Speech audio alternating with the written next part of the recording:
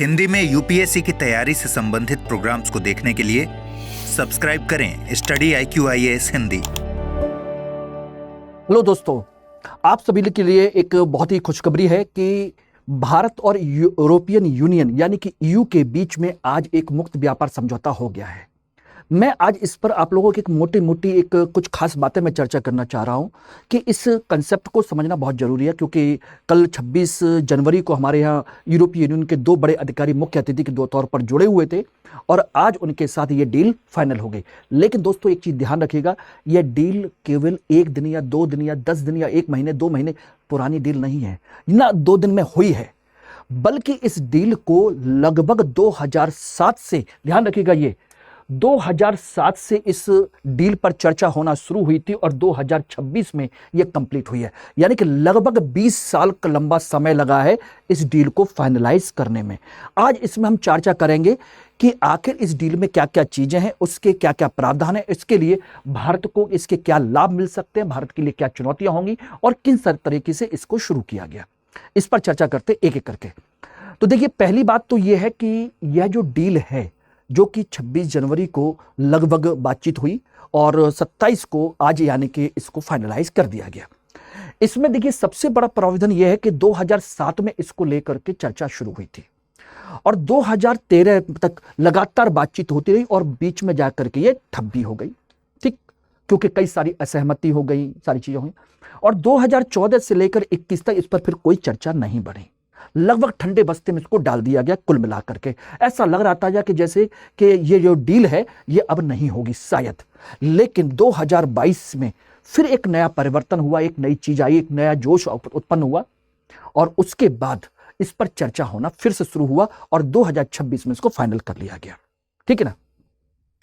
अब बात आती है कि आखिर ये सब डील क्यों हुई, भारत के लिए लाभ या हानि तो हम बाद में चर्चा करेंगे, लेकिन एक चीज समझिएगा, सबसे बड़ी चीज थी यूरोपीय यूनियन को लेकर के कि यूरोपीय यूनियन की एक बड़ी समस्या आ गई थी अमेरिका के साथ। तो देखिए, आप अच्छे से जानते हैं, कहीं ना कहीं उनका एक सैद्धांतिक मतभेद और सहयोग भी है नाटो के संदर्भ में। लेकिन सबसे बड़ी चीज थी रूस और यूक्रेन को युद्ध को लेकर के। तो ऐसी कंडीशन में यूरोपीय यूनियन एक चीज चाहता था कि चीन पर निर्भरता ना रहे और इस रूस और जो यूक्रेन है, इसके बीच का जो युद्ध की समस्या चल रही है उसको लेकर के भी परेशानी ना हो।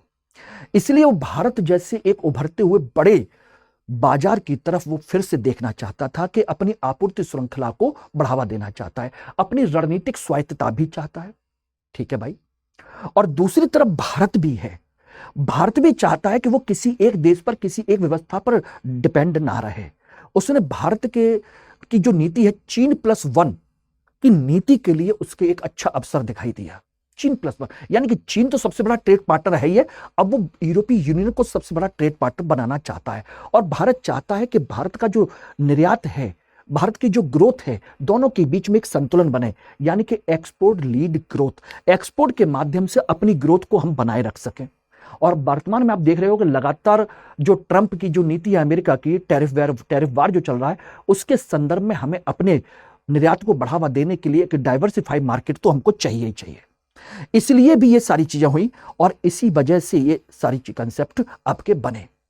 लेकिन बात यह आती है कि दोनों देश, दोनों पक्ष इस चीज के लिए एग्री तो हो गए, लेकिन बात आती है कि क्या इसके लाभ ही हैं, इसकी कोई चुनौती नहीं है। देखिए, भारत के संदर्भ में अगर हम बात करें तो इससे भारत में हमारा क्या लाभ होगा, हमारा निर्यात बढ़ेगा, स्पेशली टेक्सटाइल हुआ, फार्मा हुआ, इंजीनियरिंग के सामान है और आराम से यूरोपीय बाजार तक पहुंचेंगे। ठीक, विदेशी निवेश बढ़ेगा और रोजगार में वृद्धि भी होगी, इसमें कोई शक नहीं है। खासकर मैन्युफैक्चरिंग और सर्विसेज सेक्टर में FDI के नए अवसर आएंगे और ग्लोबल जो स्ट्रेटजिक हमारी जो पार्टनरशिप है, ग्लोबल लेवल पर हमारी जो मौजूदगी है वो भी बढ़ेगी, इसका लाभ मिलेगा क्योंकि वैश्विक आपूर्ति श्रृंखला बढ़ेगी और भारत की भूमिका इस मामले में मजबूत होगी। ये तो बिल्कुल कोई प्रॉब्लम नहीं है। MSME के लिए एक अच्छा बाजार मिल जाएगा, सारी चीजें हो जाएंगी। लेकिन चुनौतियां भी हैं, विशेषकर कृषि और डेयरी के क्षेत्र में, क्योंकि ये जो क्षेत्र है भारतीय किसानों के लिए बड़ी प्रतिस्पर्धा वाला बन जाएगा, क्योंकि इस क्षेत्र को हम सब्सिडी देते हैं।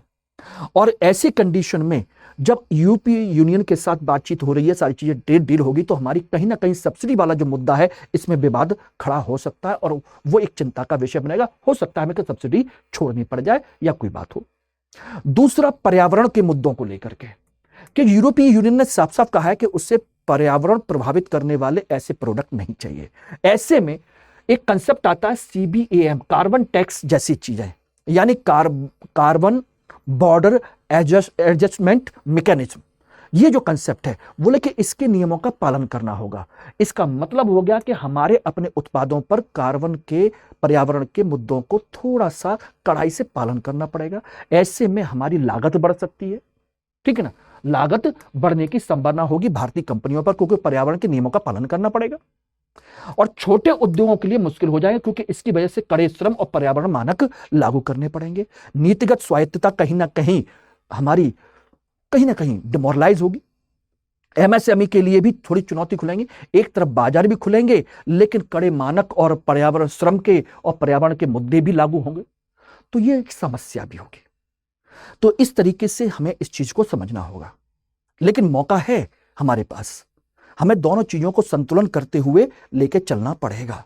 लेकिन इससे बहुत बड़ा कंसेप्ट, हमको फायदा जो मिलने वाला है दोस्तों, वो फायदा ये है कि हमें इसके माध्यम से एक स्ट्रेटेजिक ऑटोनॉमी मिलेगी, यानी कि रणनीतिक स्वायत्तता। हमें अपने पारंपरिक भागीदारों के साथ साथ अपने भागीदारों में विविधता लानी पड़ेगी। केवल उन्हीं पर डिपेंड नहीं रह सकते, हमें बाजार को भी डाइवर्सिफाई करना पड़ेगा। और दूसरा, अब हम एक ध्रुवीय या दो ध्रुवीय विश्व की तरफ नहीं, जैसा कि जवाहरलाल नेहरू ने उस समय कहा था कि हम किसी ध्रुव को नहीं मानते, हम तो बस गुटनिरपेक्षता की नीति को मानते हैं। और भारत हमेशा से मल्टीपोलर वर्ल्ड के कंसेप्ट को मानता रहा है। इसीलिए मल्टीपोलर वर्ल्ड ऑर्डर को इस समझौते से एक फायदा मिलेगा कि दो ध्रुवीय व्यवस्था से हम अलग अलग ध्रुवों की कंसेप्ट को बना सकते हैं, उनको सपोर्ट कर सकते हैं, ठीक है ना। तो ये कुछ चीजें हैं, सारी चीजें इनको आपको समझना चाहिए। इसका मतलब है कि यह जो समझौता है मात्र आर्थिक समझौता नहीं है, भू राजनीतिक निहितार्थों वाला एक ऐतिहासिक कदम है।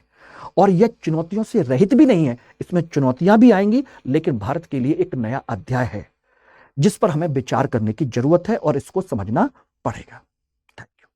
हिंदी में UPSC की तैयारी से संबंधित प्रोग्राम्स को देखने के लिए सब्सक्राइब करें स्टडी IQ IAS हिंदी।